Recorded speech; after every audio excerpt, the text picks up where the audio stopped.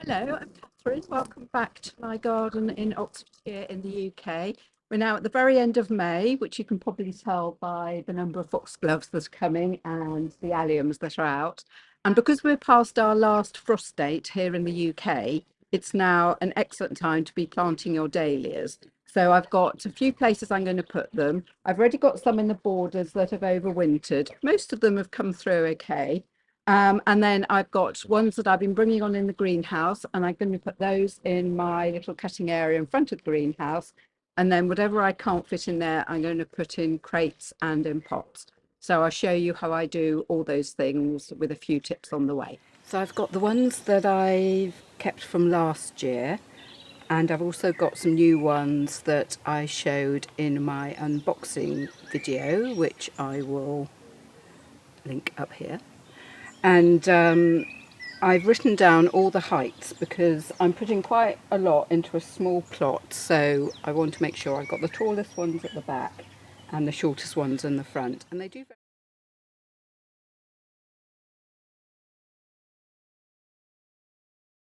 Right, so I've laid them all out.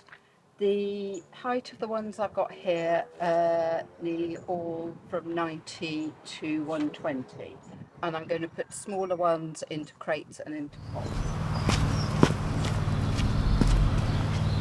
So these are the pots that I'm going to use for this dahlia, which is called Ivanetti, and I grew these here last year and they were really beautiful. They were a bit later to bloom, but they're a dark ball variety.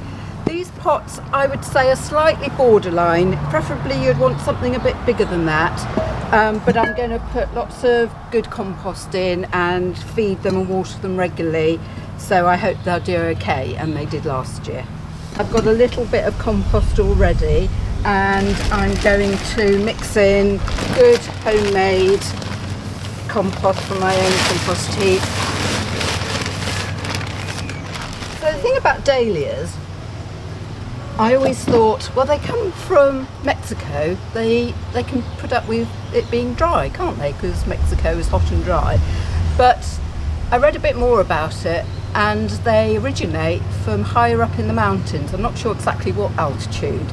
So they're used to a bit more rainfall. They don't mind the heat, but they also like to be kept watered once they're established.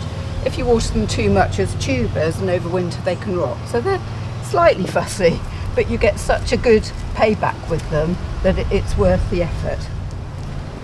So yeah, that was just a small one, but I think I'm going to put, see, it's got good roots on it, so I'm going to put that and maybe keep the biggest one for somewhere else or give it away. That one probably is the biggest, so I'm going to keep that to one side.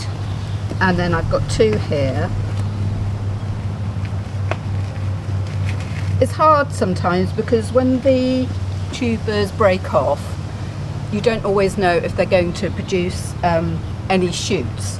They need to have a good section of crown, and sometimes they don't. So that one just had a stalk and a tuber. I don't know if that broke off in the pot, but there was no way that was going to produce a shoot because it hasn't got any crown on it. So I won't keep that one, but this one,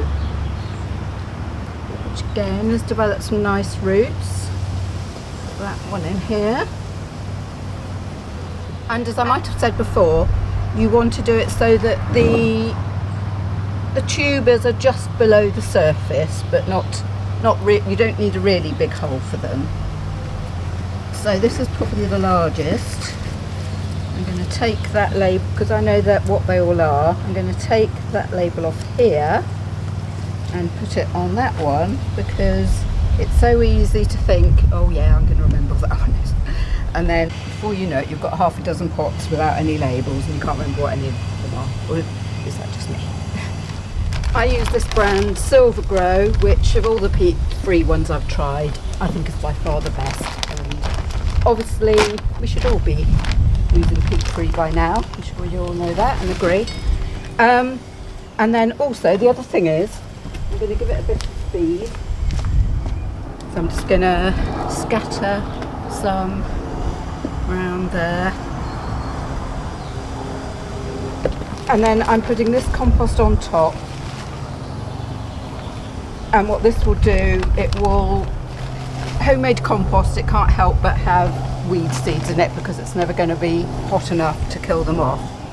But a proprietary bought compost is sterile. And then I will pinch these out. You do it for several reasons. The main reason is so that you get nice bushy plants. If you take out the apical shoot, the top one's called, then you'll get the lateral shoots coming from underneath. And another reason, it's suggested that you only have up to 5 shoots on every tuber, because that way it can support them. If you had lots of shoots, they might get too bendy, but if you leave it to 5, then you'll still get a lot of flowers, but they'll have good sturdy stems. And if you're growing them for picking particularly, that's important. And if you want to, you can make cuttings with it. I have with some of them. I must stop. I'm just making so many plants that I haven't got much room. Well, I haven't got any room. I'm having to manufacture room. But it is kind of an addiction, isn't it? It's just such fun and so exciting to expand your stock and make new plants. And you can always give them away or sell them for charity or sell them to make a profit. Have a store, put a stall up somewhere. And just to show you how easy it can be, these are some cuttings that I only took a couple of weeks ago from a variety called One White, One Ester. And look at that, got beautiful roots on. These are called bay alarm crates, and they're used a lot in supermarkets and things to carry goods in, and then they're fantastic in the garden. And you can buy them second hand. I'll put some details where I got mine from, quite reasonably, and that's good because then you're not buying any more new plastic. And they're just so useful for dahlias because I used them in the winter to store the ones that I dug up. I didn't even clean them, I just put them somewhere in these outside but under shelter. So I put them in the summer house and the air could get through them and ventilate them as they dried out. And then I just put them as is, somewhere frost free. I'm lucky I have the garage, so I put them in there. And then I brought them out and I potted up the dahlias. And then now I'm going to repurpose them as containers to grow them in because I just haven't got enough room in the garden. And I'm always trying to get things in and think of ideas of how everybody can fit more plants into their garden, because that's my mission. And this compost isn't completely broken down, but it's fine for this purpose. I use this for mulch and as the bottom layer in anything I'm planting. This variety is Sylvia, and it was one of my favourite from last year. It was really vigorous and produced loads of beautiful, glowing, apricot-y orange flowers. I absolutely loved it. And I managed to divide it up, so I've now got a second plant. You don't have to divide them, especially if you've only had them in their first year, but look at the roots on that. I mean, they've only been in the greenhouse 6 weeks, 2 months, and they've already produced these lovely roots. So I'm putting that one in there, and I am going to put a second one in, a small one, which I don't know what this is because some of the tubers broke off as I was drying them and potting them up, so I couldn't keep track of what they were. But because they're in crates and I don't have to worry whether they go with each other or not, and I'm going to be using them for picking, I'm going to put that one in here.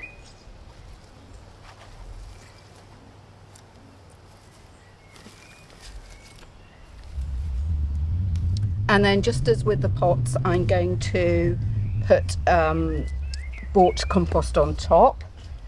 So I'll just move that one out the way.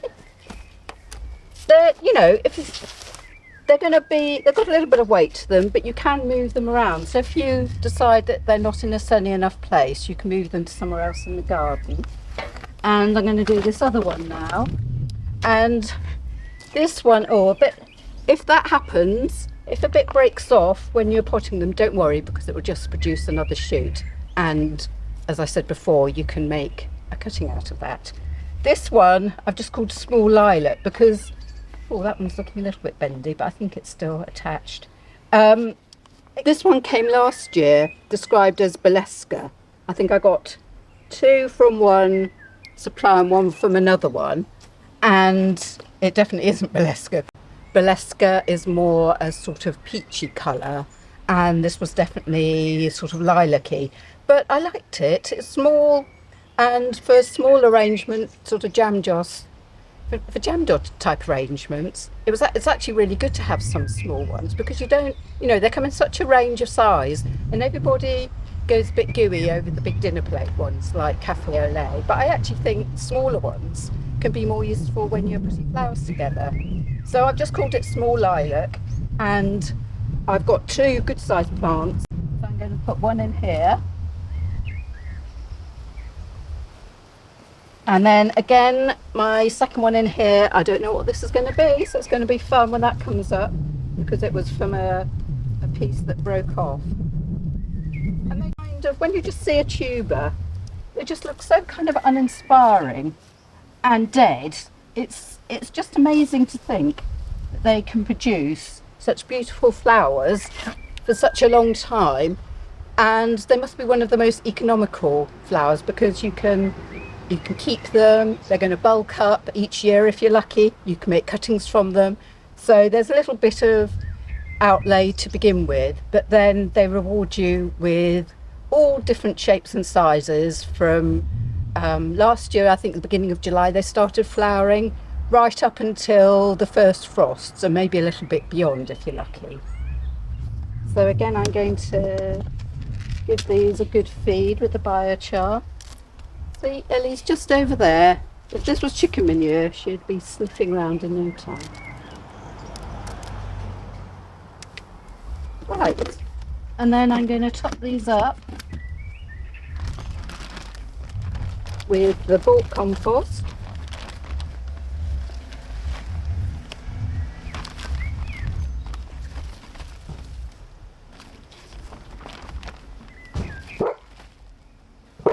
That must be a delivery. Hiya. Hello. You alright? Yes. Sorry about all the barking. It's alright. We still have got three of my own. Oh, thanks very much then. Have a good one. Thanks, and you.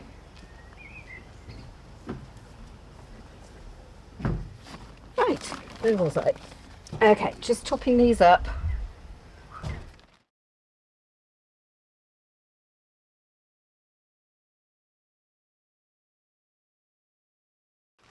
And I meant to say, oh, the sun's coming out at last, it's nice.